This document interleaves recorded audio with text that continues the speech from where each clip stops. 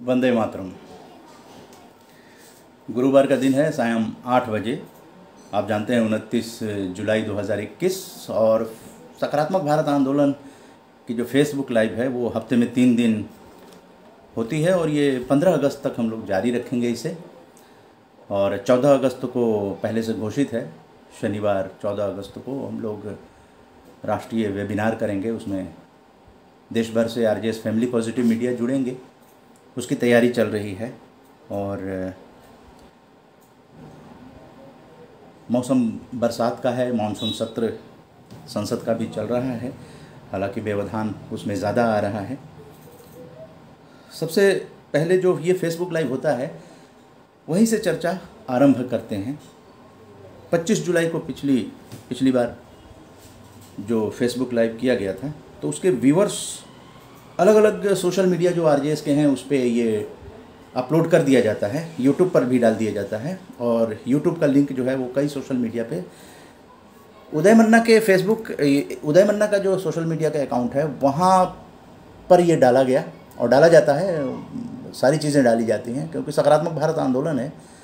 तो Facebook live 25 जुलाई को सायं 8 बजे हुआ था। हिमाचल हादसा और आरजेएस वेबिनार के बारे में समीक्षा की गई थी और इतिहास के बारे में जानकारी दी गई थी, ये सकारात्मक भारत आंदोलन के अंतर्गत। अब इसमें व्यूज़ जो हैं वो 8600 व्यूज़ आए हैं। आपको स्क्रीन पे दिख रहा होगा 6800।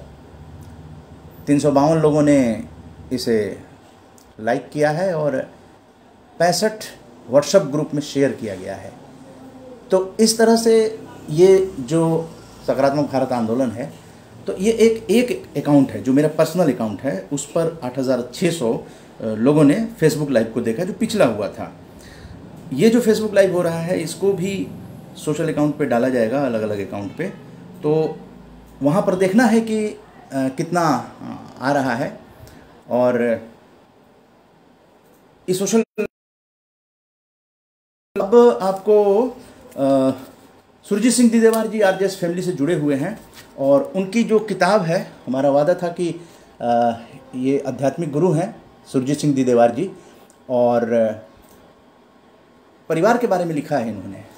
तो क्या कुछ दृष्टिकोण है परिवार के बारे में, आइए शुरू जहाँ से इन्होंने किया है। लिखा है ऊपर शीर्षक परिवार, आरजेएस फैमिली भी है। हम लोग कुछ न कुछ जहाँ भी ज्ञान मिलता है उसको अपने आचरण में उतारने की कोशिश करते हैं। जैसे स्वयं का स्वामी बने, ये भी आरजेएस फैमिली ने अडॉप्ट किया है। और स्वयं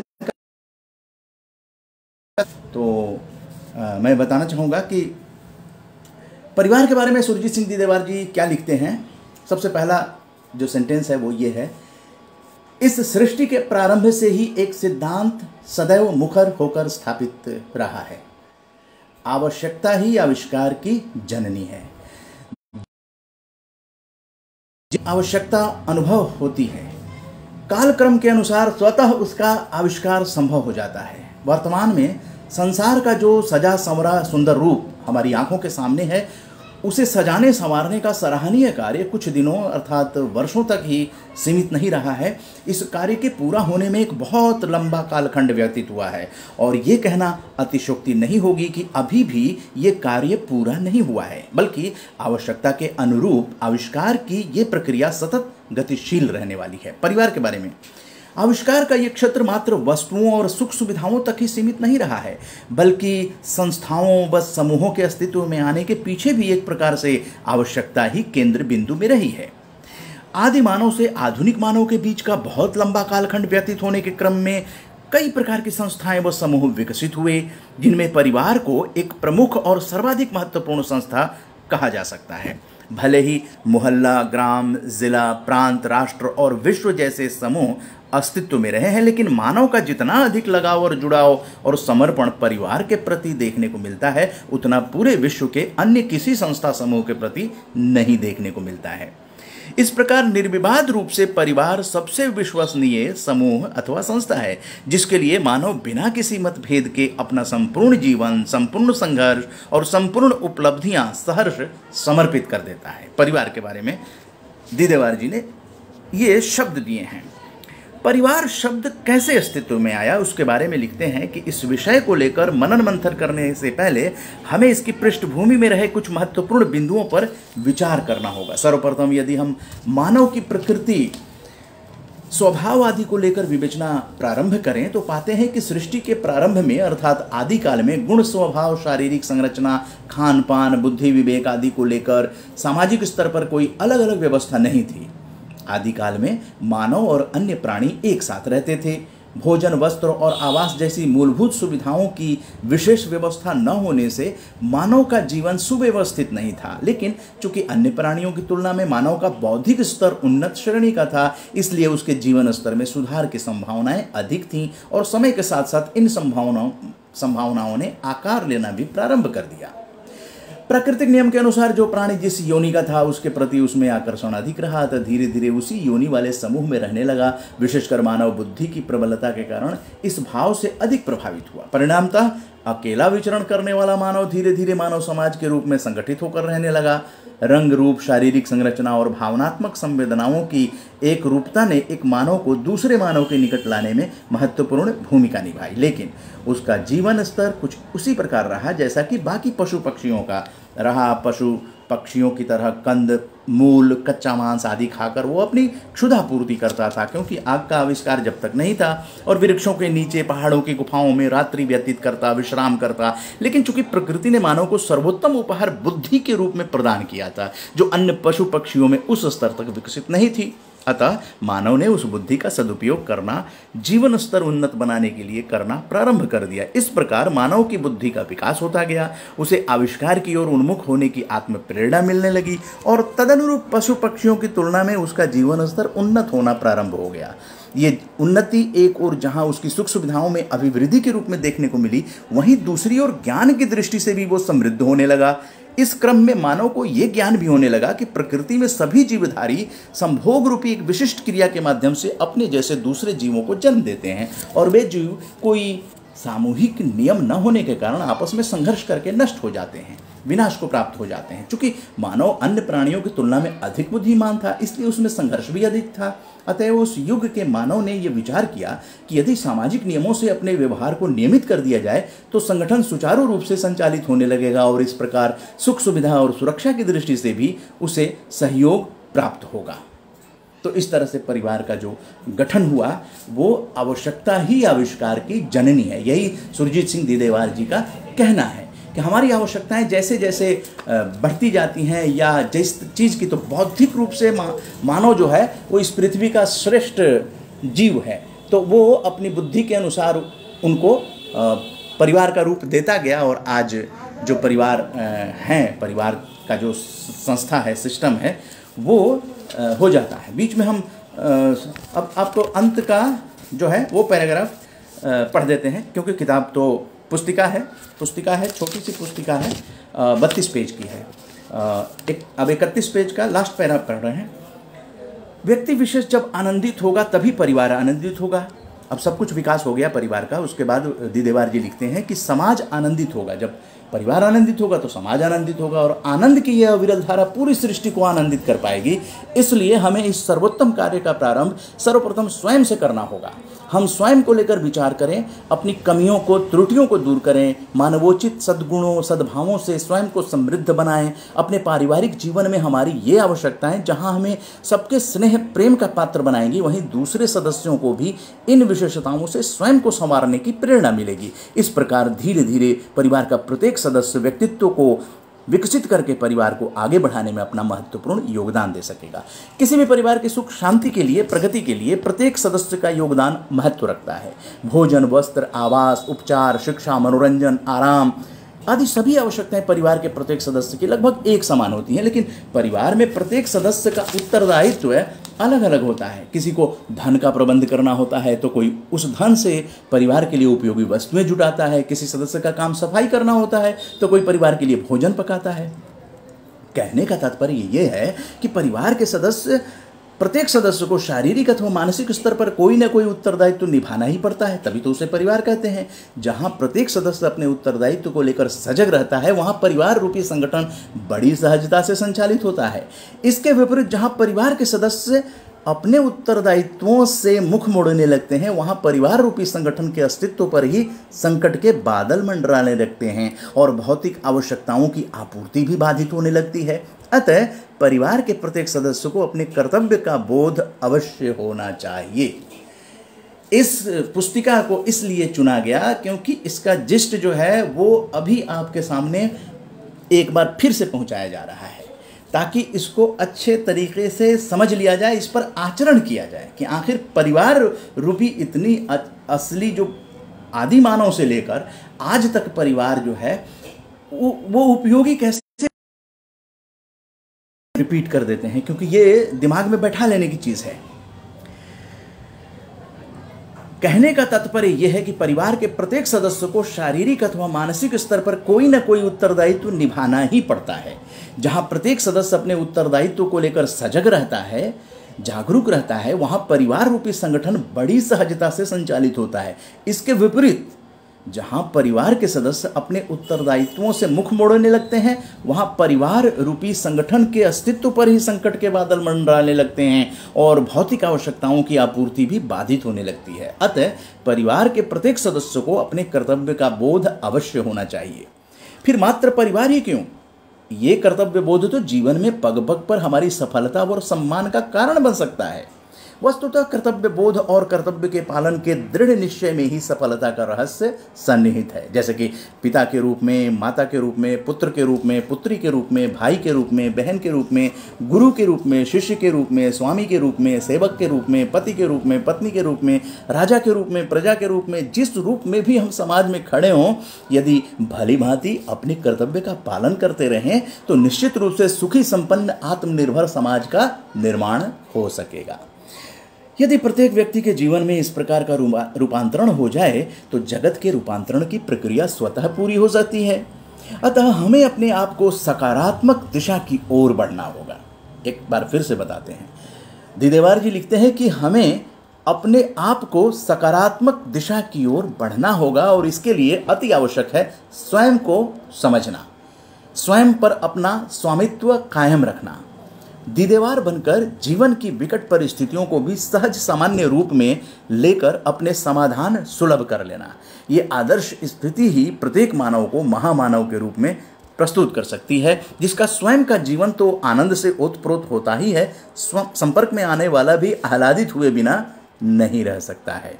तो ये है स्वयं का स्वामी बने, जिस पर कि दीदेवार जी ने लॉन्च किया था अभी 24 जुलाई को सकारात्मक भारत दिवस के दिन वेबिनार था आरजेएस का, तो उसमें उन्होंने उसको लॉन्च किया था। और आपको और भी बहुत सारी जानकारी है जिसके बारे में हम बारी बारी से आपको पहुंचाएंगे, लेकिन दीदेवार जी ने जो कमेंट इस पर किया है वो ये है कि परिवार सिर्फ एक घर में रहना ही सीमित नहीं है। परिवार वो भी होता है कि हम कहीं भी अलग अलग रहें मगर एक दूसरे को समझना एवं परवाह करना भी परिवार होता है। चाहे आप 7 समुंदर पार रहें, परिवार सिर्फ एक घर में रहना ही सीमित नहीं होता है। परिवार वो भी होता है कि हम कहीं भी अलग अलग रहें मगर एक दूसरे को समझना एवं परवाह करना भी परिवार होता है। एक दूसरे के बारे में समझना, सोचना, ये भी एक परिवार है, चाहे कहीं भी रहें। इस तरह से एक दूसरे की मदद करना ये परिवार का एक अभिन्न अंग होता है।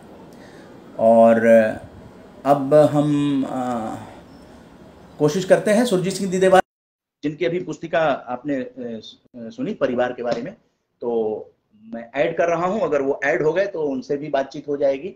आरजेएस फैमिली जो प्रभारी जी, पश्चिमी दिल्ली सूचना प्रभारी सुरजीत सिंह दीदेवार जी का स्वागत है। सर, अभी आप ही की पुस्तक का पाठ किया जा रहा था परिवार के बारे में। किताब तो 32 पेज की है, लेकिन हमने 2 पेज पढ़ा और लास्ट का जो है 31 और 32 पेज का, मतलब 4 पेज हमने पढ़े। तो आपकी किताब बहुत ही अच्छी है और किसी भी संगठन के लिए भी ये एक बल देता है कि किस तरह से संगठन जो है अपने उत्तरदायित्वों का निर्वाह अगर सब लोग करने लगे तो काम सुचारू रूप से चलता है और सभी लोग आगे बढ़ सकते हैं। तो ये परिवार जो है एक अपने न्यूक्लियर फैमिली के साथ साथ जो व्यापक स्तर पर परिवार की जो परिभाषा आपने बताई है वो समाज के लिए भी है, क्योंकि परिवार से ही समाज का निर्माण होता है। जी जी दिदेवार जी, मैं ये कह रहा था, जी जी जी। दिदेवार जी आप सुन रहे हैं? मैं हाँ ये जी, कह हाँ जी, रहा हाँ जी, था हाँ जी। कि परिवार जो है न्यूक्लियर फैमिली है, लेकिन परिवार ही, जब सभी परिवार मिल जाते हैं तो समाज बन जाता है, कॉलोनी बन जाती है, उसके बाद फिर राज्य, हाँ फिर जिला, और आगे बढ़ के राज्य बनते हैं, फिर सभी राज्य मिलकर देश बन जाते हैं। आपने ये भी कहा कि परिवार जो है वो कहीं भी रहे लेकिन एक दूसरे का ख्याल रखना, ये भी एक परिवार है।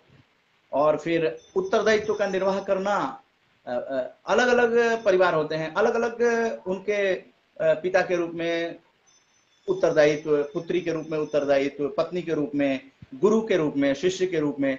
तो अपने अपने उत्तरदायित्व का अगर निर्वाह सब लोग सामान्य ढंग से करते हैं तो फिर वो परिवार जो है आनंदित होगा, और जब वो आनंदित होगा तो फिर माहौल सकारात्मक होगा, आनंद ही आनंद आएगा। जो जीवन का उद्देश्य है कि आनंद से जीवन जिया जाए।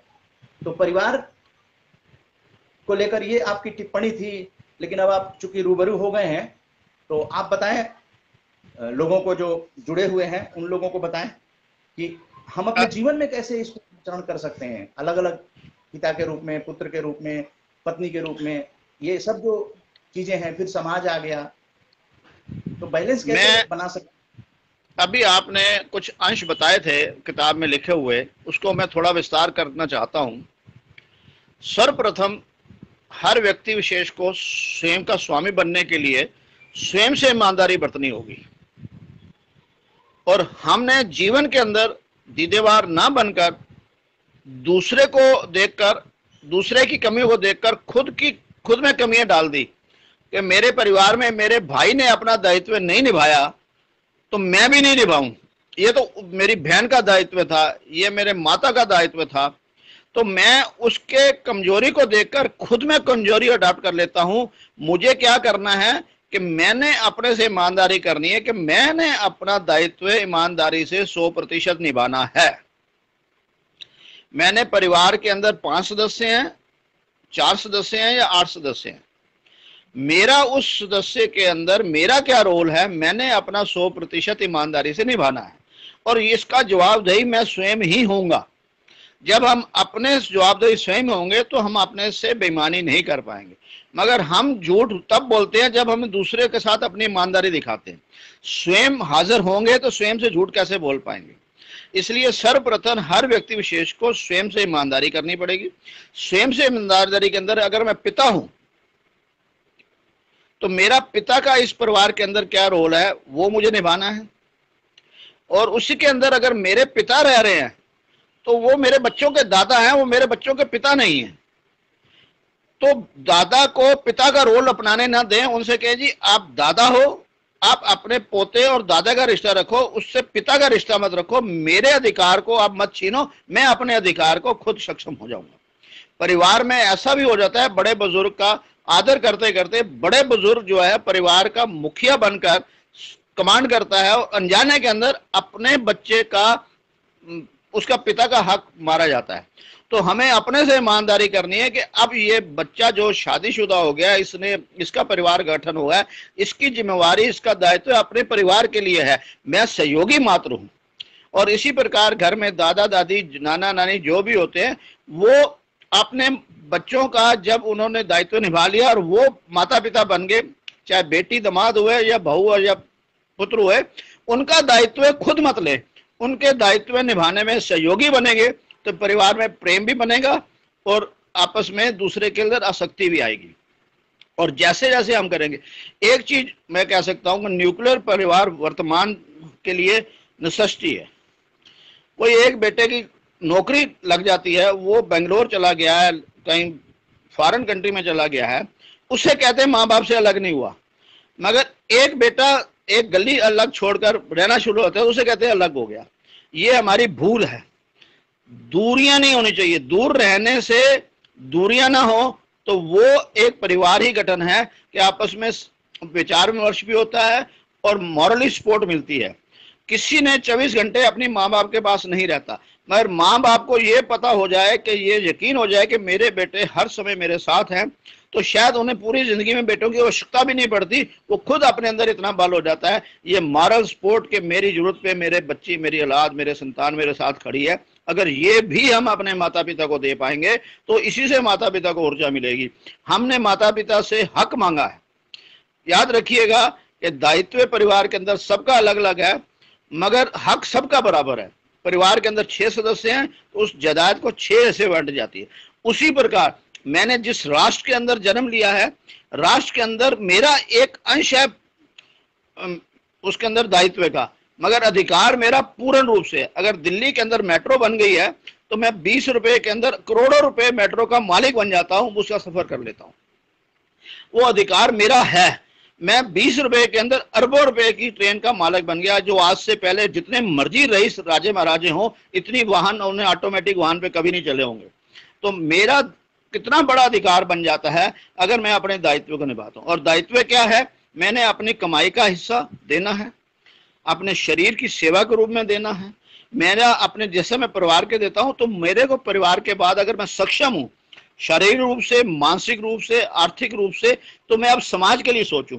जो तीमारदार वही हो सकता है जो सही है, बीमार का भी तीमारदार नहीं हो सकता। और ये भी अपने घर के कुछ काट के समाज सेवा करना ये भी नहीं होना चाहिए। पहले अपने शरीर को देखें, फिर अपने परिवार के सदस्यों को देखें, अपनी ऊर्जा को बढ़ाते हैं, अपनी इनकम, अपने दायित्व को निभाएं और उससे बढ़ाते रहें। चादर से हमेशा पंजा बाहर रखें और अपनी चादर को बढ़ाते रहें। आप अपने को, परिवार को, राष्ट्र को भी संपन्न कर सकते हैं। अगर ये विचार सब में होगा तो राष्ट्र जो है एक परिवार नहीं, विश्व भी एक परिवार बन जाएगा। और आज इलेक्ट्रॉनिक्स माध्यम से तो विश्व एक परिवार बन गया है, पर हमारे मानसिक बुद्धि से हमने विश्व को एक परिवार नहीं माना है, इसको भी हमें विश्व में एक परिवार मानना है। और आरजेएस का जो परिवार है इन्हीं विचारों से बढ़ रहा है और बढ़ता ही रहेगा, और अपना जीवन और सबका जीवन आनंद आनंद आनंद कर पाएगा। धन्यवाद जी दीदेवर जी, थोड़ा सा आप बने रहिएगा। मैं आपसे एक सवाल जरूर जानना चाहूंगा। आपने बहुत ही सकारात्मक बातें कही और बहुत ही थ्योरी की बातें कही और सिद्धांत की बातें कही जो बहुत ही उत्कृष्ट कोटि की हैं, लेकिन जो आम इंसान है वो कहीं ना कहीं ये जो रिश्ते हैं उनको समझ नहीं पाता है कि रिश्ते में सकारात्मकता अगर रहेगी तो एक दूसरे के सहयोग में लोग आगे बढ़ सकते हैं। लोग एक दूसरे से कटना शुरू हो जाते हैं, परिवार में भी झगड़े हो जाते हैं, भाई भाई में भी झगड़े हो जाते हैं, देवर जेठ जेठानी वगैरह, सास बहू के तो बहुत ही वो हैं। तो इन परिस्थितियों में एक आम आदमी के लिए ऐसा कौन सा रास्ता है कि वो अगर मिलकर रहें, चाहे कहीं भी रहें? आपने पीछे भी कहा था परिवार के बारे में भी, अगर कोई स्वतंत्रता सबको होनी चाहिए। जरूरी नहीं कि अगर एक घर में है और मनमुटाव है तो एक मनमुटाव को जारी रखें, बल्कि अलग अलग रहकर भी हम मनमुटाव को कम कर सकते हैं। तो थोड़ा इसको हाँ, मैं आपका प्रश्न समझ गया हूं कि जो अधिकतर हर परिवार में जो समस्या है आपने उस बात को उठाया है। और मैं अभी आपको बताता हूं, दीदेवार हमेशा 3 नियम की बात करता है। एक प्राकृतिक नियम, एक प्राकृतिक द्वारा मानव का व्यक्तिगत नियम, और एक मानव का बनाया हुआ समाज का सामाजिक नियम। मानव ने समाज के अंदर इतना नियम को अपना लिया कि उसका व्यक्तिगत नियम खो गया, और मानव तो प्राकृतिक नियम को समझ ही नहीं पाया, इसलिए समस्याएं हैं। मैं स्वयं का अनुभव से कह सकता हूं कि मेरा भी परिवार है, मैं भी दिल्ली का एक मान्य सदस्य हूं और बहुत बड़ा परिवार है मेरा, रिश्तेदारी भी है, व्यापार भी है। सबके साथ संतुलित बिठाने का एक ही कारण है कि प्राकृतिक नियम को समझ लो। व्यक्तिगत रूप से मेरे साथ किसी के साथ उसने मेरे से कुछ भी गलत किया है या मेरे से कभी गलती हो गई है उसकी तरफ से, तो निश्चित रूप से जब मैं अपने आप से ईमानदारी करूंगा कि मुझे आभास हो जाएगा कि उसने चाहे गलती करी है मगर मेरा उच्चारण गलत था, तो मैं उससे क्षमा मांगू। और जैसे ही मैं क्षमा मांगता हूं तो वो व्यक्ति सहज हो जाता है और मनमुटाव दूर हो जाता है। मगर दूसरा नहीं माने तो मैं कैसे करूं? तो उसके अंदर ये मानना पड़ेगा कि मेरे मैं को तो समझ आ गई है इसलिए मैंने कह दिया, उसके मैं को समझ नहीं आया। हमने सभी को अपने अपने दृष्टिकोण में अपने आप को सही मानते हैं। मेरे दृष्टिकोण से मैं सही हूं तो दूसरा व्यक्ति अपने दृष्टिकोण से सही होगा। इसलिए अगर मैं अपना दृष्टिकोण से उसे देखता हूं तो हमारे में नफरत और ईर्ष्या और टकराव होता है। जब मेरे स्वयं के अंदर ये भाव आएगा तो उसके अंदर भी 3 या 4 बार में प्राकृतिक नियम के अंदर मेरा भाव आ गया तो मेरे भीतर का भाव उसके भाव को ट्रांसफर करेगा। और हमने अपने आप देखा है कि हम कभी भी हिल स्टेशन पे जाते हैं तो अपने नाम की आवाज लगाते हैं, अपने नाम की आवाज लगाते हैं, हमें 8-10 बार हमारा नाम ही प्रतिद्वंदी के रूप में वो वापस आता है। अर्थात प्रकृति का नियम है, हर जगह वही चलता है। यहाँ इतना शोर है इसलिए हमें प्रतिध्वनि नहीं सुनाई देती कि जो हम सृष्टि को देते हैं वो मल्टीपल टाइम्स हमें वापस करती है।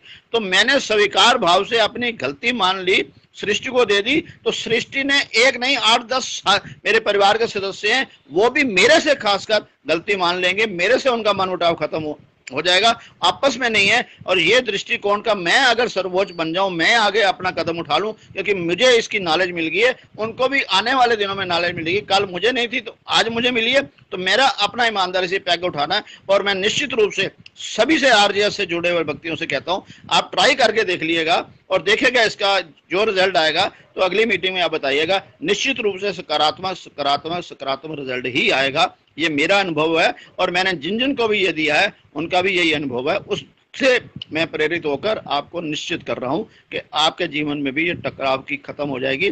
चाहे वो सास बहू का हो, नंदन भाभी का हो, दरानी जेठानी का हो, भाइयों का हो या पड़ोसी का हो, याद रखिएगा कि अंदर से तारें जुड़ी होती हैं, सिर्फ एक अनख है जो अहंकार के रूप में अंदर है। हमें उसे स्वाभिमान बनाना है, अहंकार नहीं बनाना है। अहंकार हमेशा समाज को तोड़ता है और स्वाभिमान समाज को जोड़ता है। मैंने अपना स्वाभिमान जागृत कर लिया है और मेरे से उसका भी स्वाभिमान जागृत होगा। यार तू रहने दे, मैं कर लूंगा, मुझ में क्षमता है। बड़ा भाई छोटे को बोलेगा, छोटे कहेगा नहीं बड़े आप बड़े हो, मैं पहले कर लेता हूँ ये काम। तो ये ऐसा ही चलता रहा है। और सृष्टि के अंदर जब भी ताकत इकट्ठी हो जाती है तो एक दूसरे के लिए घातक हो जाती है, मगर जब विचार उन्नत होते हैं तो एक दूसरे के लिए उन्नति करते हैं। मानव का समाज के अंदर जब भी गठन हुआ है तो ताकतें इकट्ठी होने से हुआ है, और जहाँ विचार सकारात्मक हुए हैं तो समाज उन्नति हुई है। और हम अपने समाज को उन्नति करें विचारों से, और ऐसे ही राष्ट्र और विश्व उन्नति करेगा। ये इसकी छोटी सी समस्या दी है, मैंने हल करा है। और फिर भी किसको व्यक्तिगत रूप से मुझे अपनी समस्या का करना हो तो मैं उसको फोन पे समझाता हूँ। धन्यवाद। नीलेवर जी आप बने रहिएगा, एक चीज हम आपको प्रस्तुत कर रहे हैं। ये सोशल मीडिया पे जैसे 25 जुलाई को आप जुड़े थे और हिमाचल हादसा पे बातचीत हुई थी, जैसे आज परिवार पे बातचीत हो रही है, तो हिमाचल हादसे पे भी आपने बताया था। फिर आरजेएस वेबिनार की समीक्षा हुई थी जब आपने स्वयं का स्वामी बने लॉन्च किया था 24 जुलाई को। तो 25 जुलाई को आप जानते हैं कि 3 दिन हफ्ते में होता है, गुरुवार, शनिवार और रविवार शाम 8 बजे फेसबुक लाइव। तो और उसमें इतिहास की भी जानकारी दी गई थी। तो यहाँ हम दिखाना चाहते हैं कि YouTube पर इसको लगा दिया जाता है, आज का भी है वो YouTube पे लगा दिया जाएगा। तो ये सोशल मीडिया का अकाउंट जो उदय मन्ना का अकाउंट है उस पर जो है 8600 व्यूज आप देख रहे होंगे। हाँ जी, हाँ जी, 8600 व्यूज आए हैं, जिसमें से कि 352 लाइक हैं और 65 व्हाट्सएप पे लोगों ने शेयर किया है। हाँ जी। तो ये है मतलब सोशल मीडिया की ताकत कि हम लोगों की आवाज वहां तक पहुंच रही है। बाकी और भी जैसे यूट्यूब है और उन सब चीजों पे, तो यूट्यूब पे व्यूज कम आ रहे हैं, उसके लिए हम लोग कोशिश करेंगे, लेकिन हम लोगों की आवाज ये जो है वो लोगों तक पहुंच रही है। तो इसमें एक बात जो आपने कही कि प्रतिध्वनि वाला उदाहरण दृष्टांत जो है वो आम आदमी के जेहन में आ जाएगा कि जैसा हम बोलते हैं शोर के कारण सुनाई नहीं देता है, लेकिन अगर शोर ना हो तो वो प्रतिध्वनि, प्रकृति प्रतिध्वनि करती है। तो हम अगर अच्छा सोचेंगे तो लौट के अच्छा आएगा, अब बुरा सोचेंगे तो लौट के बुरा ही आएगा। तो ये बड़ा ही मतलब नकारात्मक लोगों के लिए ये सीख है, सबक है कि नकारात्मक लोग आज से भी सकारात्मक सोचना शुरू कर दें, क्योंकि लौट के वही सकारात्मक आएगा। नकारात्मकता से दूर रहें, नहीं तो नकारात्मकता लौट के उनके पास ही आएगी। मैं इसमें एक बात और जोड़ना चाहता हूं कि जिस व्यक्ति ने जो सुबह खाना खाया है उसे दिन भर उसे ही हजम करना है। जो खाना उसने नहीं खाया वो हजम नहीं करेगा। और मैंने दूसरे के ऊपर नकारात्मक उसके जीवन को देखा है, तो मेरे जीवन के अंदर नकारात्मक मुझे हजम करना पड़ेगा। मैं दूसरे के अंदर गुण और सकारात्मक देखूंगा तो मेरे जीवन में सकारात्मक मुझे हजम करना पड़ेगा, और दिन ब दिन मेरे अंदर गुण पैदा होते जाएंगे, अवगुण खत्म होते जाएंगे। अब ये मेरा फैसला है कि मुझे खाना कौन सा है, मुझे जहर खाना है या अमृत पीना है। अगर मैंने सकारात्मक दूसरे के अंदर गुण देखे हैं तो मेरे जीवन में गुण आएंगे, और मैंने दूसरे में अवगुण देखे हैं तो मेरे जीवन में अवगुण आएंगे। ये प्रकृति का नियम है। मैंने कौन सा आहार लेना है, आहार ये एक तो शरीर का आहार है और ये एक विचार का आहार है। विचार का आहार मेरी दिशा निर्धारित करता है, और आहार का जो मुख्य आधार है शरीर का, मुझे उस दिशा की ओर लेके जाता है। ये दोनों आहार पे हमें सजग और सजग चाहिए। बहुत बढ़िया, बहुत ही सरल सुबोध भाषा में आपने आरजेएस फैमिली को, फेसबुक फ्रेंड्स जो जुड़े हुए हैं उन लोगों को आपने ये बताया। प्रत्येक क्रिया के बराबर और विपरीत प्रतिक्रिया होती है। डाल्टन का ये जो सिद्धांत है वो इस पर भी लागू होता है कि अगर इसीलिए सकारात्मक भारत आंदोलन की जरूरत महसूस हुई, और 6 साल से ये चल रहा है और अब 25 राज्यों तक पहुंचा है। आपका बहुत बहुत धन्यवाद। और लोग भी जुड़े हुए हैं आरजेएस फैमिली से, तो उनसे भी बातचीत करेंगे। लेकिन सुरजीत सिंह देवार जी, आज बहुत ही अच्छा लगा आपसे बातचीत करके, और निश्चित रूप से भारत को एक सही दिशा की तरह जो है ले जाने के लिए ये कदम, और अपना समय, आपने ये भी कहा कि परिवार के लिए भी समय देना, देश के लिए भी समय देना, ये नैतिक जिम्मेदारी होती है जिस देश में आप रहते हैं, तो उसके लिए भी, क्योंकि आप 20 रुपए में मालिक हो जाते हैं मेट्रो के। ये भी दृष्टांत जो है अपने आप में बहुत ही लोगों को एक सीख दे रहा है, एक सोच दे रहा है कि आप मेट्रो में, इतनी करोड़ों अरबों की मेट्रो होती है और उसमें 20 रुपए में आप एसी में बैठ के सफर कर लेते हैं, तो आपको तो मालिक बना दिया जाता है। तो कहीं ना कहीं जिम्मेदारी आपकी, क्योंकि वो देश की मेट्रो है, तो आपकी भी जिम्मेदारी देश के लिए बनती है। ये कह के कोई अपना पल्ला नहीं झाड़ सकता कि राष्ट्र प्रथम नहीं। इसीलिए राष्ट्र प्रथम और भारत एक परिवार, विश्व एक घर।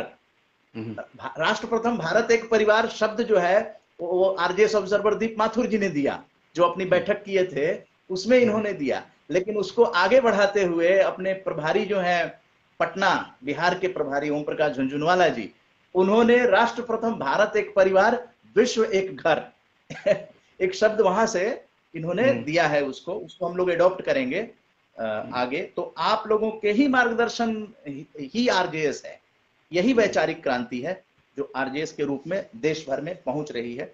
और भी सकारात्मक कार्य करने वाले लोगों की, जैसे पॉजिटिव मीडिया इन खबरों को भी देते हैं। जैसे हम लोगों ने आप जानते हैं कि पूर्वजों की स्मृति में महापुरुषों का अवार्ड देश भर राष्ट्रीय लेवल पर घोषित किया गया है, और 40 के लगभग अवार्ड आरजेएस फैमिली ने घोषित किया। ओम प्रकाश झुनझुनवाला जी ने भी घोषित किया है अवार्ड। उन्होंने धन्वंतरी जी आयुर्वेद के प्रणेता जो हैं उनके नाम पे घोषित किया है। हम लोगों ने एक प्रेस रिलीज जारी किया था, भारत रत्न डॉक्टर कलाम साहब की पुण्यतिथि थी 27 जुलाई, और उस दिन संज्ञान दृष्टि जो है उन्होंने प्रकाशित किया। तो आप जुड़े हैं और भी लोगों से बातचीत करते हैं आगे, तब तक बने रहिए। जब तक बने रहेंगे तब तक हम लोगों को आध्यात्मिक और सकारात्मक दोनों ऊर्जा मिलती रहेगी। जय हिंद। धन्यवाद। जय हिंद। जय हिंद। तो अभी सुरजीत सिंह देवार जी से वीडियो संवाद हो रहा था।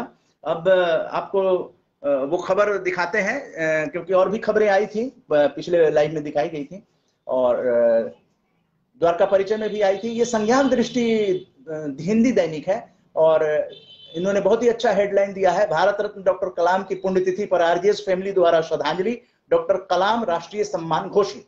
एक सम्मान जो है डॉक्टर नरेंद्र टेसर जी ने अपने पिताजी की स्मृति में घोषित किया है, और दूसरा नम्रता उपाध्याय जो है वो बालाघाट मध्य प्रदेश की हैं, और उन्होंने अपने माता पिता की स्मृति में डॉक्टर कलाम के नाम पे 2 आरजेएस का अवार्ड घोषित है। तो ये प्रेस रिलीज ये संज्ञान दृष्टि के अखबार में पब्लिश है। बहुत ही अच्छी खबर है, जिन्होंने फोटो भी लगाया है, इमेज भी लगाया है, और कलाम साहब का बहुत बेहतरीन फोटो, जो कलाम साहब हैं पूर्व राष्ट्रपति, 11वें राष्ट्रपति थे कलाम साहब, इनका उदाहरण दिया जाता है ईमानदारी में। राजनीति में वैसे वैज्ञानिक थे ये, लेकिन राष्ट्रपति के पद को इन्होंने सुशोभित किया था। तो संज्ञान दृष्टि को पूरी आरजेएस फैमिली टीम की तरफ से बहुत बहुत बधाई कि आपने इस खबर को बहुत ही अच्छे तरीके से पब्लिश किया है, इसका बड़ा प्रभाव पड़ता है। जब हम सकारात्मक खबरों को लेते हैं अपने अखबार में, तो हमारी एक रेपुटेशन जो है वो पॉजिटिव होती है अखबार के प्रति। तो हम अगर स्वयं अगर रिफ्लेक्ट करते हैं अखबार के माध्यम से पॉजिटिविटी, तो फिर जो हमारे पाठक हैं उधर से भी पॉजिटिव। लेकिन जिस तरह से आरजेएस फैमिली बढ़ती जा रही है, उसी तरह से अखबार भी पॉजिटिव सकारात्मक पत्रकारिता करने के बाद उनके भी पाठक जो हैं उनकी तरफ अच्छी दृष्टि से देखना शुरू कर देते हैं, विज्ञापन वगैरह में भी आसानी हो जाती है। अब हमारे साथ जो जुड़े हुए हैं लोग, अच्छा, संज्ञान दृष्टि के संपादक प्रांजल श्रीवास्तव जी जुड़े हुए हैं, जो कि आरजेएस स्टार भी हैं। तो मैं कोशिश कर लेता हूं, अभी संज्ञान दृष्टि की बातचीत हो रही थी। प्रांजल जी, अगर आप ऐड कर रहा हूं, अगर आप लाइव जुड़ जाएं तो आपसे 2 शब्द सकारात्मक पत्रकारिता की हो जाएगी। प्रांजल श्रीवास्तव जी, आप देखिएगा, एडिंग चल रहा है, यहां से आप कनेक्ट हो जाएं। अभी आपके अखबार की कटिंग जो है वो दिखाई जा रही थी। प्रांजल श्रीवास्तव जी, अगर आप रेडी हैं तो आ जाइए वीडियो संवाद के लिए। और इसके लिए हम लोगों ने धन्यवाद किया है, आपने बहुत ही अच्छा फोटो भी दिया और ये खबर छापी है। इससे डॉक्टर कलाम साहब के बारे में भी कि 11वें राष्ट्रपति थे और भी उनका नाम बहुत बड़ा था। डॉक्टर कलाम साहब का जो नाम था वो बहुत ही बड़ा था। एपीजे अब्दुल कलाम वहां से बना है। तो देखिए प्रांजल जी, हिंद, जय हिंद सर। आप कनेक्ट हो गए हैं। देखिए प्रांजल जी, कनेक्शन और कांटेक्ट, अभी तक आप कांटेक्ट में थे अभी तक कांटेक्ट में थे, अब कनेक्शन हो गया है। अब हमारा और आपका कनेक्शन हो गया है। अब आप जो और जुड़े हुए हैं उनके कांटेक्ट में तो हैं आप, लेकिन कनेक्शन अब आपके साथ हो रहा है, बातचीत भी हो रही है। आप ये बताएं कि सकारात्मक पत्रकारिता पर कुछ प्रकाश डालना चाहेंगे? इतनी कम उम्र में आप भी एक आरजेएस स्टार भी हैं, इतनी कम उम्र में आप आरजेएस स्टार भी बन गए। जी जी सर, तो सब आप लोगों का आशीर्वाद, सभी बड़े लोगों का आशीर्वाद है सर। जी, तो अपनी न्यूज़पेपर में सकारात्मकता की दृष्टि से आप क्या सोचते हैं? जब पब्लिश करना होता है अखबार, डेली आपका देख रहा हूं हिंदी दैनिक संज्ञान दृष्टि। सर बेसिकली मेरे दिमाग में सिर्फ एक ही चीज चलती है कि जो आजकल के जो पेपर्स आ रहे हैं इसमें क्राइम के रिपोर्ट्स बहुत सारी होती हैं, बट जो पढ़ने वाली जो थिंकिंग होती है वो नहीं मिलती है कहीं भी। जो अच्छा कंटेंट होना चाहिए, जो जो पॉजिटिविटी वाला कंटेंट होता है, वो कहीं हमें नहीं नजर आता है। क्योंकि आजकल क्राइम की खबर तो आपको हर जगह मिल जाएगी, बट जो पॉजिटिविटी की जो खबर होती है वो कोई नहीं दिखाना चाहता आज के टाइम में। क्योंकि उसमें एक निगेटिविटी भी है, क्योंकि उसमें पैसा भी मिलता है, ठीक है, क्राइम की खबर दिखाने के लिए पेपर में, चाहे पोर्टल में, चाहे कहीं भी। और इसमें क्या होता है कि हम अगर पॉजिटिविटी अगर कहीं दिखा रहे हैं, ठीक है, तो एक समाज को भी हमें दिखाना चाहिए। सिर्फ हमें ऐसा नहीं रहना चाहिए सिर्फ क्राइम की न्यूज दिखाओ और जो पॉजिटिव आपके सराउंडिंग्स में हो रहा है, जो आपके आस पास में हो रहा है, आप वो कोई नहीं दिखाता है। तो मेरे हिसाब से मेरे दिमाग में तो यही टचअप करता है कि अगर 100 लोग क्राइम दिखा रहे हैं तो एक बंदा ऐसा होना चाहिए जो हमेशा उनको पॉजिटिव दिखाए। क्योंकि निगेटिव तो सभी लोग जानते हैं, लेकिन पॉजिटिव कोई नहीं जानता आज के टाइम में। सबको शॉर्टकट पता है, लॉन्ग, किसी को ये नहीं, किसी को मेहनत ना करना पड़े, इसलिए सब शॉर्टकट ढूंढते हैं। बट मैं ये सोचता हूँ कि मुझको जितना पैदल चलना चाहे, मैं जितना पैदल चलना चाहूँ जितनी दूर तक, मैं शॉर्टकट नहीं देखना किसी भी चीज का। और यही मेरी थिंकिंग रहती है सर। इसी चीज को लेकर मैं अपने पेपर को लॉन्च किया था। पहले साप्ताहिक था, अब दैनिक कर लिया है उसको, और इसी तरीके से अभी हम लोग आगे बढ़ रहे हैं यहाँ तक। जी, नहीं, बहुत अच्छा है। वो शॉर्टकट या जो भी है ना, सेंसेशन पैदा करने वाले की अपनी एक अलग रेपुटेशन होती है, और जो लोग पॉजिटिव खबरें दे रहे हैं अखबार में, तो उसके प्रति लोगों का दृष्टिकोण जो है वो भी सकारात्मक। वही दीदेवार जी बता रहे थे कि अगर पॉजिटिव चीजें अखबार देगा तो जनता भी पॉजिटिव वेव्स जो है लौट आएगी, वो हमारे पास लौट के आएगा। बिल्कुल। अगर तो आपने देखा होगा कि जो लोग फेक न्यूज दे रहे थे उनको लोगों ने देखना छोड़ दिया। हाँ बिल्कुल। जो लोग फेक न्यूज दे रहे थे, जनता ने पकड़ लिया कि ये फेक न्यूज देते हैं, तो फिर जनता ने उन सब चैनलों को वो कर दिया।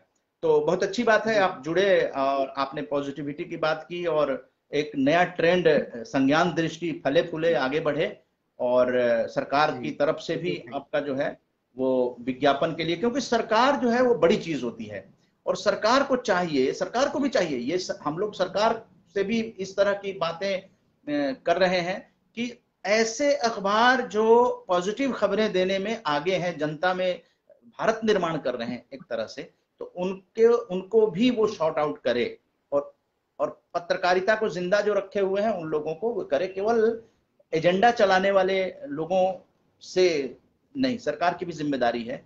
लोकतंत्र में पत्रकारिता मजबूत हो तो तथ्य और सच आधारित जो खबरें दे रहे हैं। तो बहुत बहुत धन्यवाद ठीक है, Pranjal thank you Shrivastava so ji. Much sir. और लोग भी जुड़े हुए हैं, उनसे भी बातचीत कर लेते हैं। जय हिंद।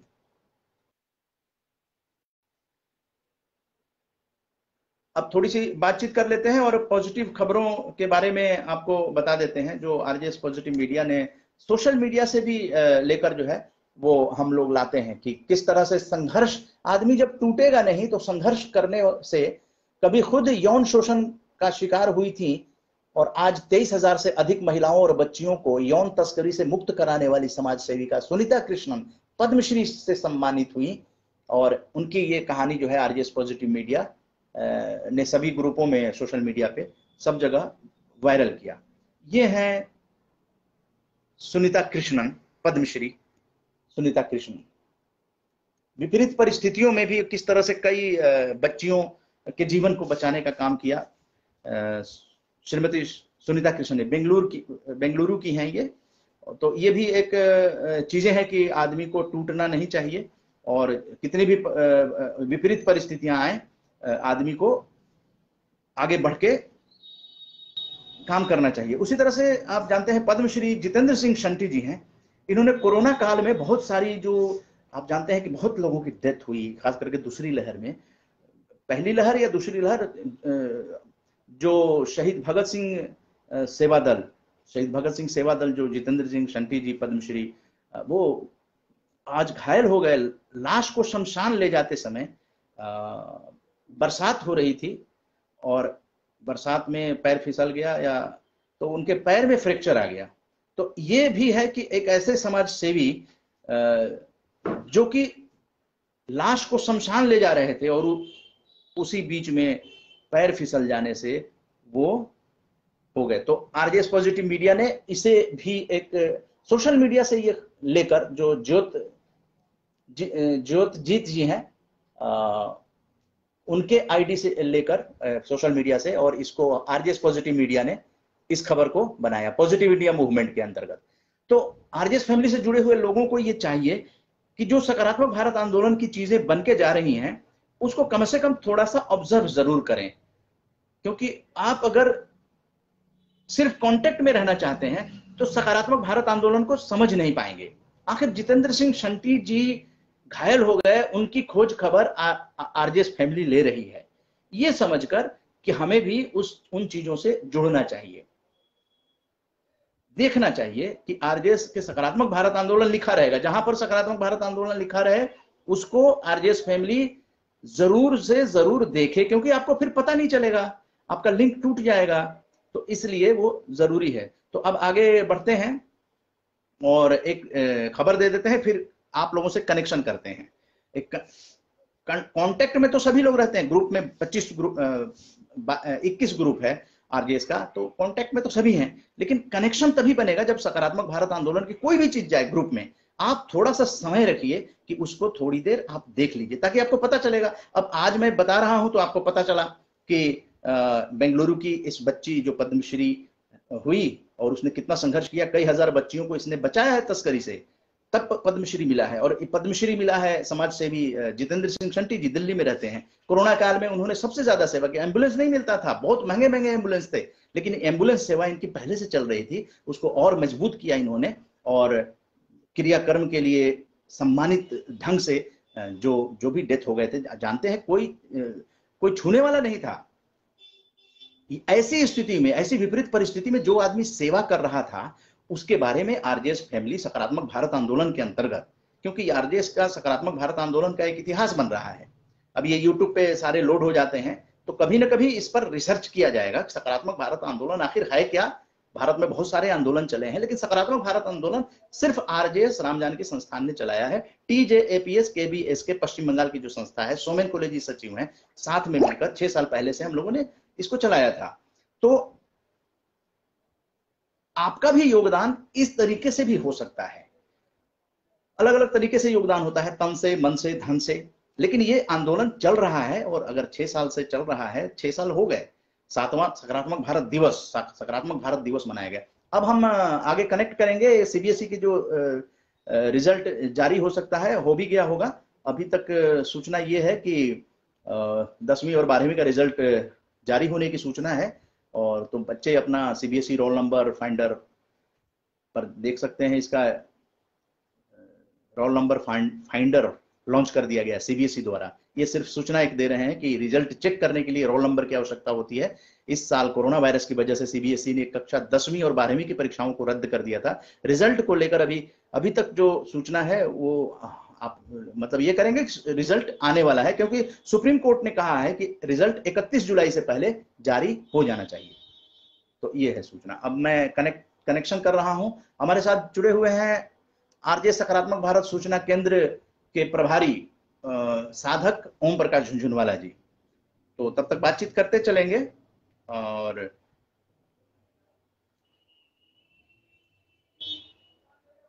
आज के बारे में अगर बात करें तो जी आज पुण्यतिथि है ईश्वर चंद्र विद्यासागर जी का। तो ओम प्रकाश झुनझुनवाला जी जब तक कनेक्ट कर रहे हैं तब तक ईश्वर चंद्र विद्यासागर जी पश्चिम बंगाल के महापुरुष, तो इनके बारे में इनकी पुण्यतिथि है। स्वर्गीय ईश्वर चंद्र विद्यासागर का जन्म 26 सितंबर 1820 को घटक में हुआ था। आप 19वीं शताब्दी के बंगाल के प्रसिद्ध दार्शनिक, शिक्षाविद, समाज सुधारक, लेखक, अनुवादक, मुद्रक, प्रकाशक, उद्यमी, परोपकारी व्यक्ति थे। वे बंगाल के पुनर्जागरण के स्तंभों में से एक थे ईश्वर चंद्र विद्यासागर। ये हम लोगों के महापुरुष हैं और हम आरजेएस बराबर महापुरुषों को आदर सम्मान देता है। उनके बचपन का नाम ईश्वर चंद्र बंदोपाध्याय था। संस्कृत भाषा और दर्शन में अगाध पांडित्य के कारण विद्यार्थी जीवन से ही संस्कृत कॉलेज ने उन्हें विद्यासागर की उपाधि प्रदान की। तो उसके बाद ईश्वर चंद्र उपाध्याय जो है बंदोपाध्याय ईश्वर चंद्र विद्यासागर बन गए। तो ओम प्रकाश झुनझुनवाला जी कनेक्ट नहीं हो पाए, एक बार और ट्राई कर लेते हैं, लेकिन चीजों को आगे बढ़ाते चलते हैं। आज केंद्र सरकार द्वारा प्रधानमंत्री को आप मान सकते हैं कि उन्होंने एक बहुत बड़ी घोषणा की है। जो एक निराशा का माहौल आ रहा था एक वर्ग में, उसको लेकर अब आशा का संचार हुआ है कि सरकार कुछ इन वर्गों के बारे में भी कुछ सोच रही है पॉजिटिव।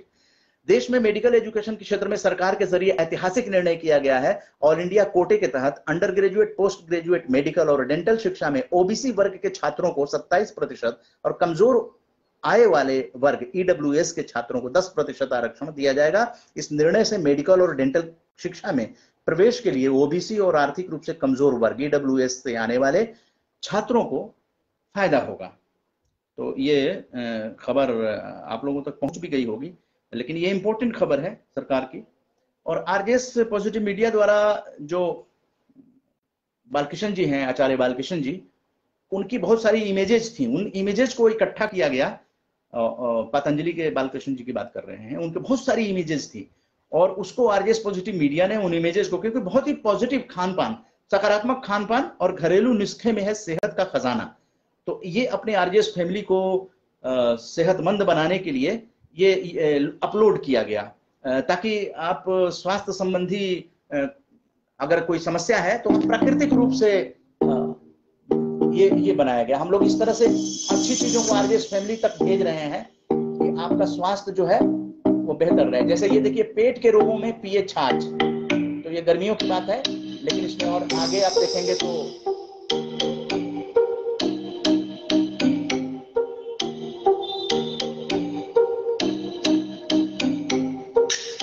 अब जैसे हल्दी का सेवन रखे लीवर स्वस्थ, इस तरह के इमेजेस हैं। एंटीऑक्सीडेंट होता है हल्दी, और ये लीवर के लिए प्राकृतिक औषधि है। बहुत सारी चीजें हमें याद हुई करेले के बारे में, करेले के जो गुण हैं।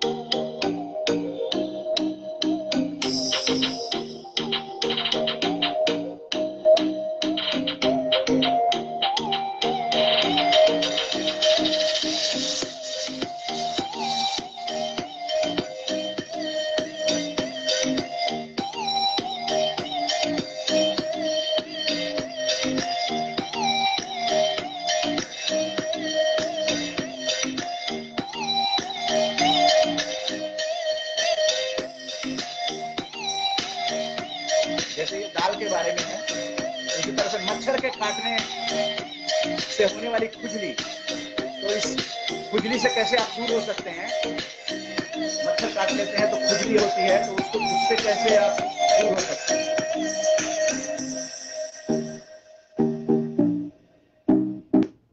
ये सब जानकारी उसमें दी गई है, ग्रुप में भेजा हुआ है। जो लोग इंटरेस्ट लेकर अगर देखेंगे, देखिए सकारात्मक भारत आंदोलन इसमें भी लिखा हुआ है, सकारात्मक भारत आंदोलन के लिए आरजेएस मुख्यालय से जारी। तो ये भेजा गया कि अब इसको देखना हम सभी की जिम्मेदारी है, क्योंकि आपके छोटे छोटे इन कदमों से सकारात्मक भारत आंदोलन बहुत ही तेजी से आगे बढ़ सकता है। जैसे कुछ ऐसी सूचनाएं होती हैं जो आप लोगों तक पहुंचाना बहुत जरूरी है, और आरजेएस ऑब्जर्वर दीप माथुर जी जुड़ गए हैं। दीप माथुर जी धन्यवाद आपका। चंद्र सैनी जी भी जुड़ गए हैं, धन्यवाद आपका। घनश्याम तिवारी जी जुड़ गए हैं, धन्यवाद आपका। स्वप्निल श्रीवास्तव जी आइए, आप तो मीडिया में हैं, आइए आपसे बातचीत की जाएगी। और आजकल क्या कर रहे हैं। और प्रांजल श्रीवास्तव जी, तो अरविंद गौड़ जी हैं, बहुत अच्छे डायरेक्टर रहे हैं दिल्ली में, बहुत अच्छे नाटक विधा से जुड़े हैं। उन्होंने प्रशिक्षण भी शुरू किया है, और उनकी मिसेज जो है वो संगीत से हैं। अस्मिता संस्था बनाकर उन्होंने बहुत ही अच्छा रंगमंच में कार्य किया है, बहुत ही अच्छे निर्देशक हैं, अच्छे नाटक करते हैं। अभी पीछे आपने देखा होगा था कि हिमाचल प्रदेश में हादसा हो गया था, बादल फटने से ब्रह्मगंगा मणिकर्ण कुल्लू में आई बाढ़ में बह जाने वाली 25 वर्षीय गाजियाबाद निवासी विनीता चौधरी जी का अभी तक कोई खबर नहीं मिला है। तो आज ही अरविंद गौड़ जी ने ये पोस्ट किया है विनीता चौधरी जी के बारे में, कि अगर कोई सूचना मिले तो आप, इसमें नंबर भी दिया हुआ है, सोशल मीडिया पे ये है। तो ऐसी सूचना जो है वो आरजेएस पॉजिटिव मीडिया के माध्यम से हम लोग इस फेसबुक लाइव में भी आगे बढ़ा रहे हैं। 25 वर्षीय गाजियाबाद निवासी विनीता चौधरी जी का अभी तक कोई खबर नहीं मिला है। आज ही अरविंद गौड़ जी ने इसे पोस्ट किया है, और ये नंबर है 9412709842। इस पर सूचित करने के लिए कहा गया है। ये ब्रह्मगंगा मणिकर्ण कुल्लू में आई बाढ़ से ये नुकसान हुआ है, और फोटो भी जारी किया गया है। तो ये जानना जरूरी है, अगर कहीं से भी ये सोशल मीडिया क्योंकि बहुत दूर तक जाएगा, तो लोग जो हैं ये विनीता चौधरी जी की कोई खोज खबर इस तरह की कुछ भी मिलेगा तो फोन नंबर है, और ये डिस्प्ले भी हो गया है फोन नंबर। तो लोग इस पर कांटेक्ट करके और विनीता चौधरी जी के बारे में कोई सूचना दे सकते हैं। परिवार बहुत चिंतित है, तो सोशल मीडिया का ये भी एक रहना चाहिए कि हम लोग इन जानकारियों को लोगों तक पहुंचा सकें। अब आप जानते हैं कि 14 तारीख के वेबिनार, 14 अगस्त के वेबिनार की तैयारी शुरू हो गई है, और स्वयं का स्वामी बनो लॉन्च किया गया था। तो उसका मतलब यह है कि आचरण में आना चाहिए, यानी आरजेएस के आचरण में आना चाहिए कि हम लोग, हमारे से जुड़े हुए जितने भी लोग हैं, उन लोगों को स्वयं का स्वामी कैसे बनाया जाए।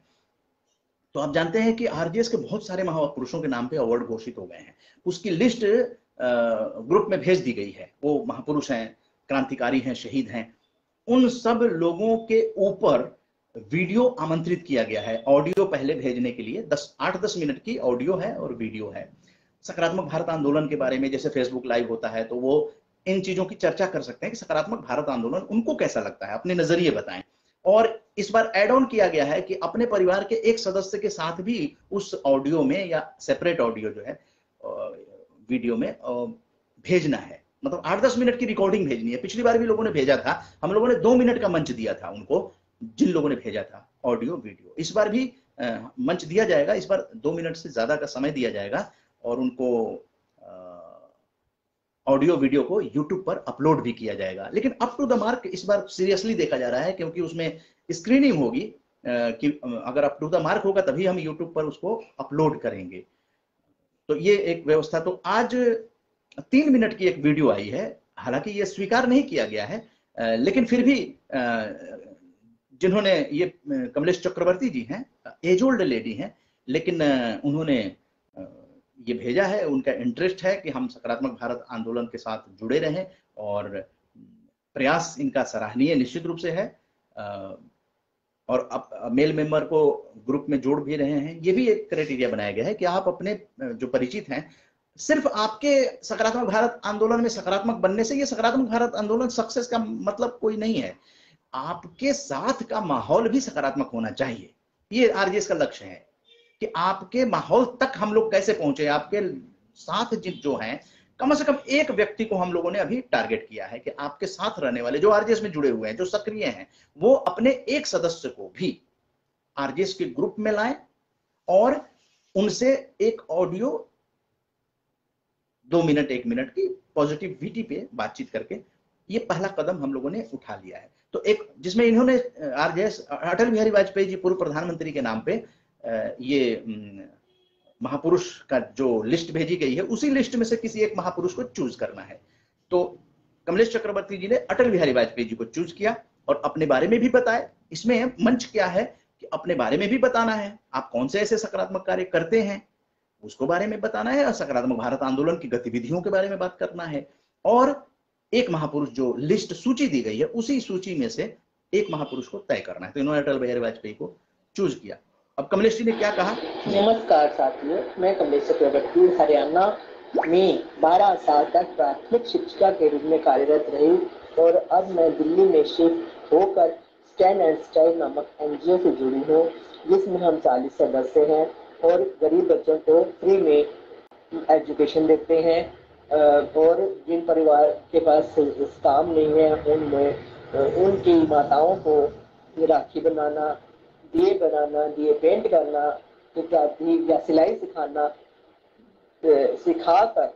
इत्यादि सिखाकर उनको रोजगार मुहैया कराते हैं।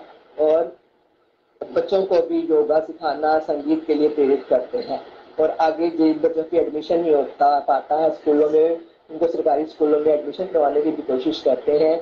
और अब मुझे मीरा जी ने आरजेएस नामक संस्था से जोड़ा है, जिसका बीजारोपण श्री गुड्डा मन्नू जी ने 6 साल पहले किया था। यह संस्था समाज के विभिन्न राज्यों में से एक्टिव लोगों को, सकारात्मक लोगों को और आगे बढ़ाने की कोशिश करती है और उनके लिए वर्कशॉप, वेबिनार भी मुहैया करवाती है। ये संस्था लोगों को प्रोत्साहित करते हुए उन्हें सम्मानित भी करती है। अब मन्ना जी ने स्वतंत्रता दिवस के उपलक्ष्य में भी एक कार्यक्रम रखा है, जिसमें ये शहीदों को सम्मानित करते हुए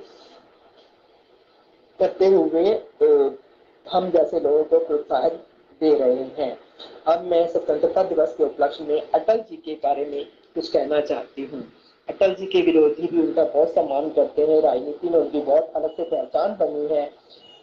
इनका जन्म 25 दिसंबर 1924 विष्णु बिहारी वाजपेयी नामक शिक्षक और कवि जी के घर में हुआ। इन्होंने अपनी पढ़ाई शिशु मंदिर से आरंभ की। इन्होंने मास्टर ऑफ कोर्स आर्ट का कोर्स किया। 15 साल की उम्र में इन्होंने आरएसएस ज्वाइन किया।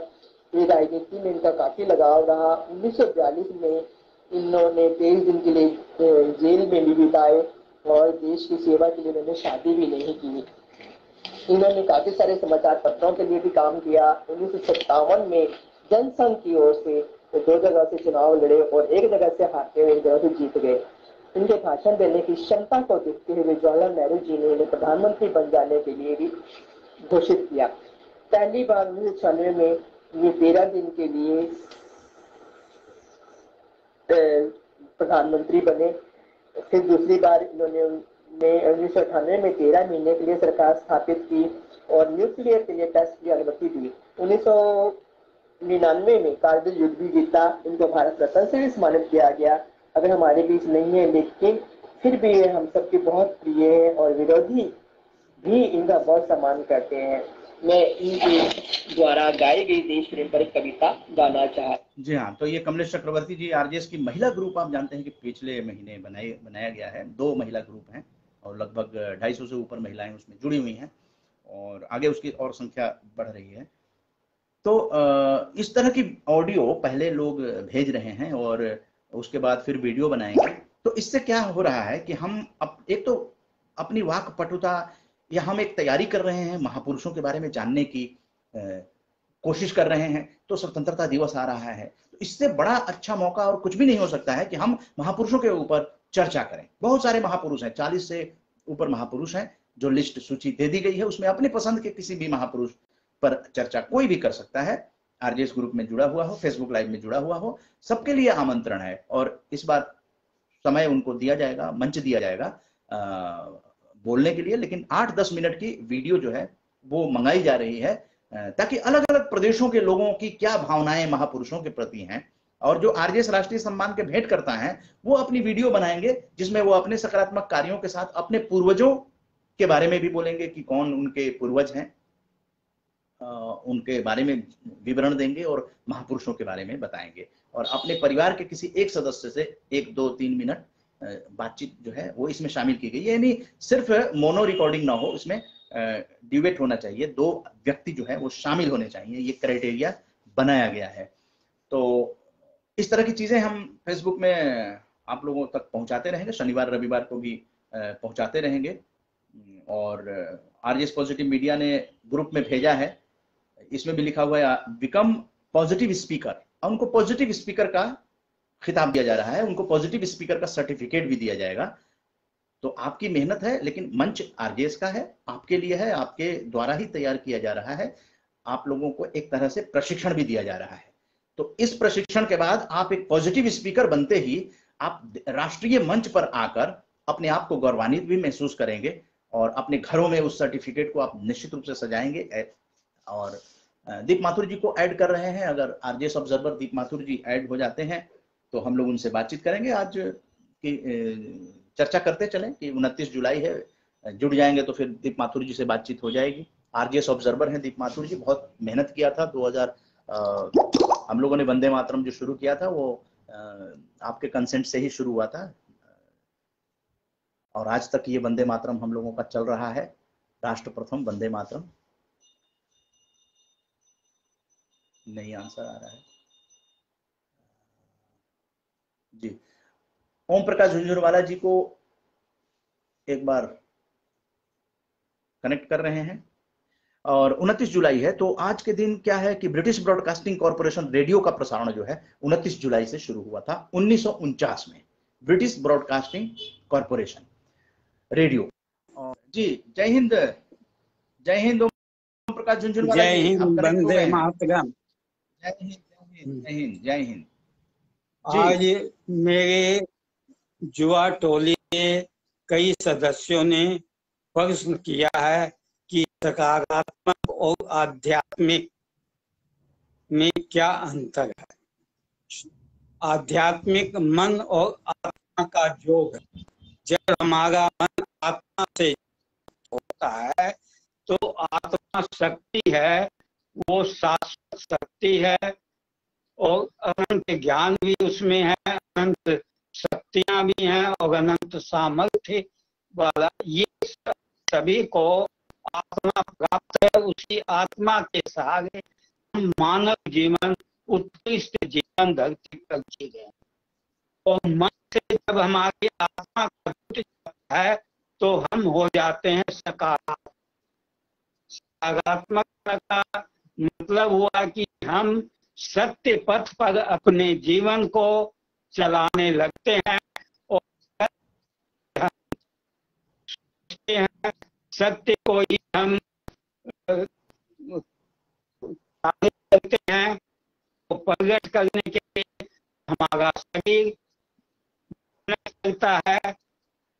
तो के काम करने से मानसिक, प्राणिक और शारीरिक स्वास्थ्य भी बनता है। इसलिए के लिए आवश्यक है वो आध्यात्मिक युग होने से उसका एक अलग ही आनंद आप मिलकर किसी के से नहीं सकता। तरह से आप लोगों को भी ऑडियो ऑडियो नहीं मिल पा रहा होगा। ओम प्रकाश जी का ऑडियो प्रॉपर नहीं मिल पा रहा है। ओम प्रकाश जी, नेटवर्क कुछ प्रॉब्लम है।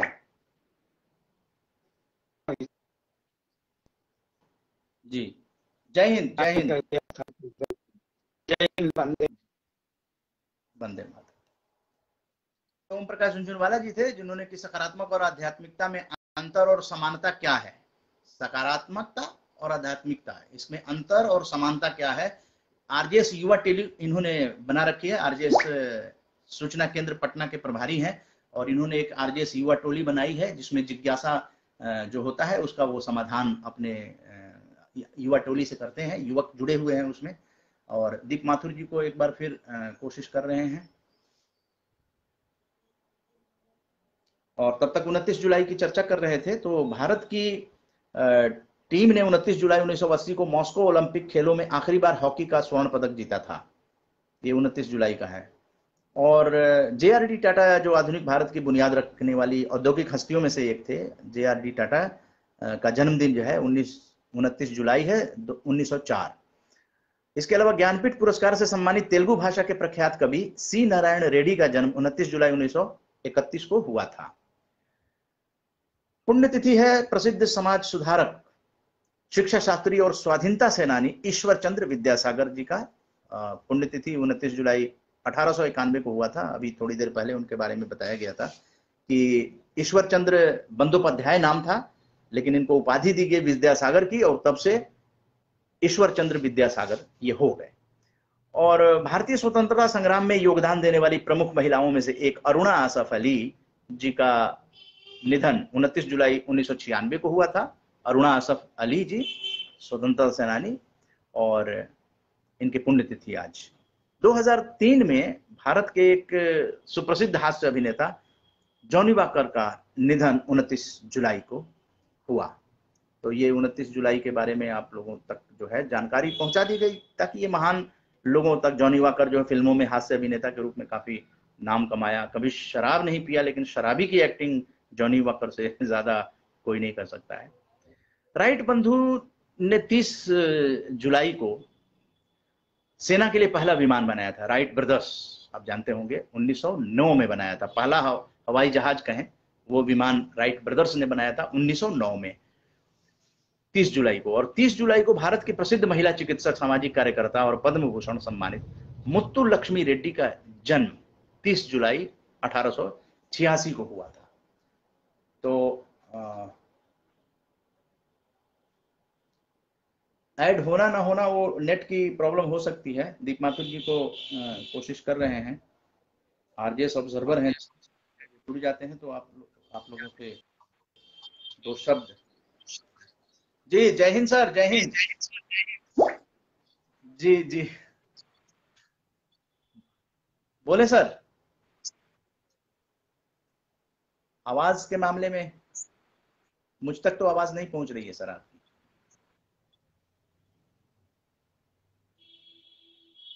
आप लीड में कोई प्रॉब्लम है, लीड निकाल दीजिए, डायरेक्ट भी आवाज आ जाएगी।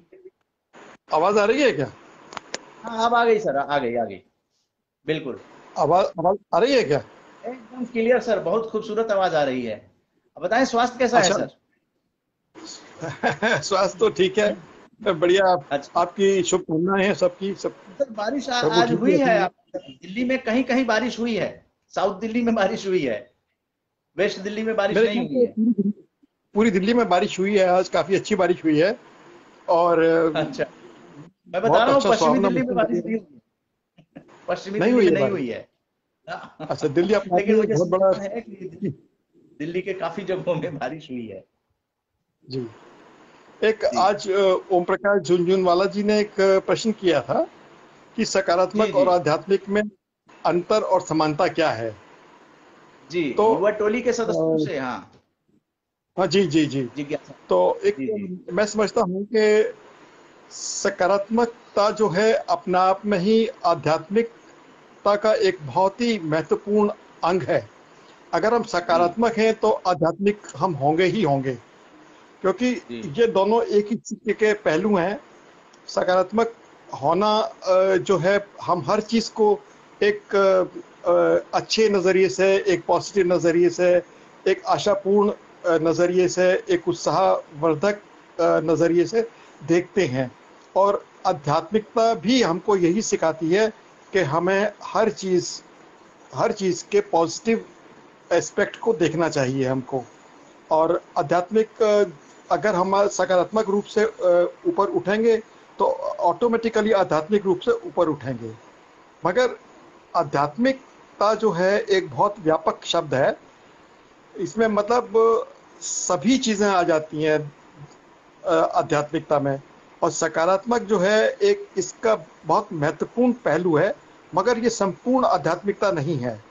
आध्यात्मिकता में बहुत सारी चीज़ें आती हैं, ईश्वर को लेकर, आत्मा को लेकर, परमात्मा को लेकर, अपने आप पे संयम कैसे रखें, शांति कैसे रखें, मेडिटेशन, ध्यान, योगा वगैरह बहुत सारी चीज़ें आती हैं।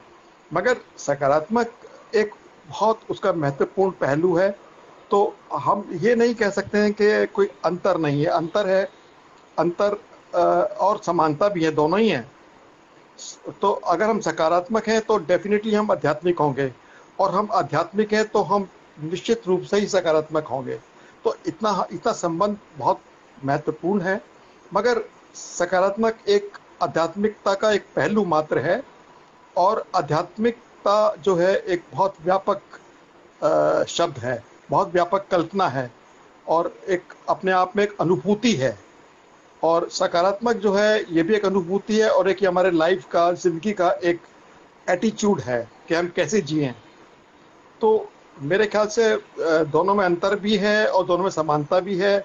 अगर हम सकारात्मक हैं तो हम आध्यात्मिक ज़रूर होंगे, अगर हम आध्यात्मिक हैं तो हम सकारात्मक ज़रूर होंगे। तो ये एक बहुत मैंने एक बेसिक चीज़ बताई है। बाकी तो इसमें कहने के लिए तो बहुत कुछ है, और कभी मौका हुआ तो कभी बैठ के इसमें विस्तृत रूप से बातचीत करेंगे।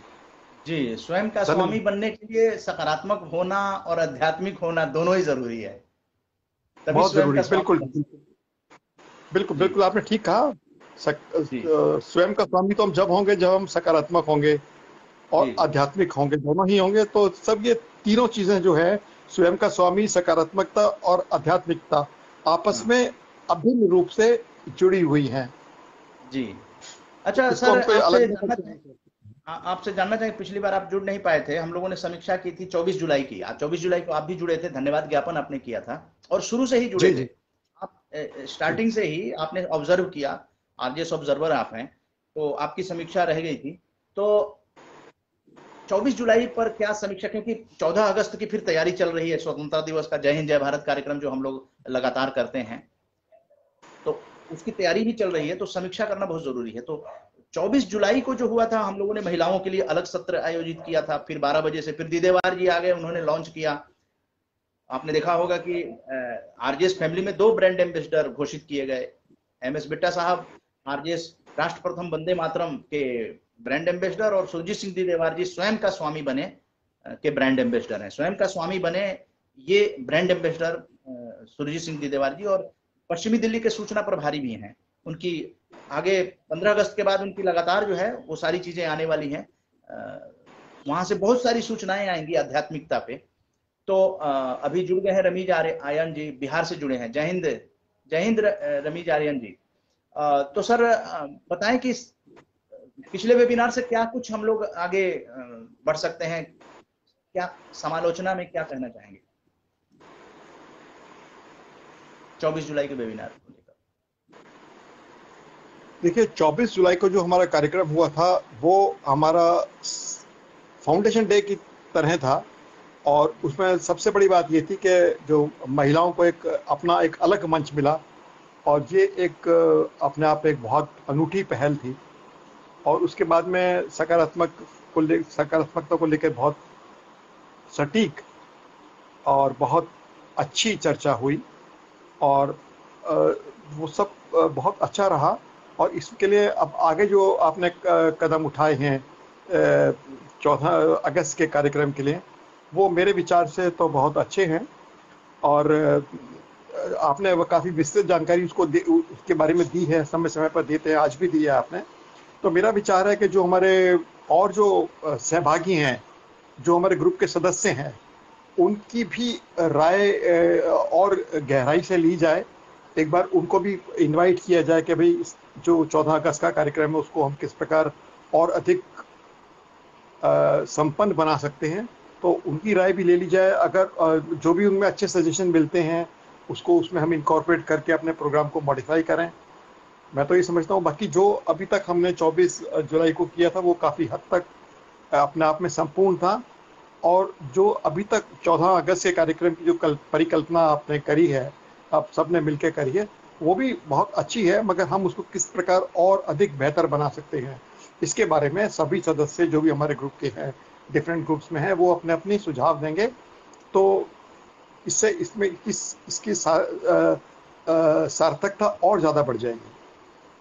मेरा सुझाव तो ये है कि सभी को आमंत्रित कीजिए कि हम इसको और किस प्रकार बेहतर बना सकते हैं, उनके सुझाव क्या हैं। चलिए, आपने आमंत्रित कर दिया। ग्रुप में लोग लिखें कि किस विषय पर ये वेबिनार आयोजित होना चाहिए। मेरे ख्याल से यहाँ हम समापन कर दें, बहुत सारी बातें हो गई। शनिवार को फिर मिलेंगे हम लोग, और विषय पर अब केंद्रित करके आप लोग कुछ भेज सकते हैं, जो विषय आपको अच्छा लगे स्वतंत्रता दिवस को लेकर, तो उन विषयों पर हम लोग जो चयन किया जाएगा उन विषयों को। तो इसी के साथ